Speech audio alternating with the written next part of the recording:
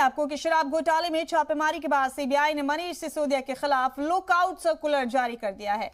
दिल्ली के deputy CM पर मुल्क छोड़कर जाने पर रोक लगा दी गई है।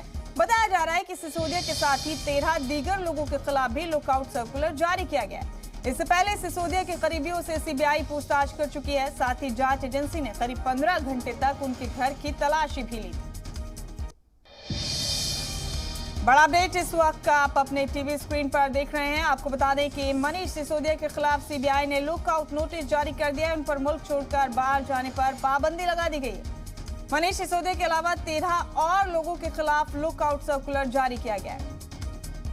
दिल्ली के नायब वजीर आला और वजीर तालीम है मनीष सिसोदिया, जिन्होंने सीबीआई रेड के बाद प्रेस कॉन्फ्रेंस भी की। और आपको बता दें कि सीबीआई के उनके घर पर रेड के बाद ही तमाम तरह की सरगर्मियां तेज हैं। अब बड़ा अपडेट इस मामले में यह है कि उनके खिलाफ लुकआउट सर्कुलर जारी किया गया है। मनीष सिसोदिया मुल्क छोड़कर बाहर नहीं जा सकेंगे।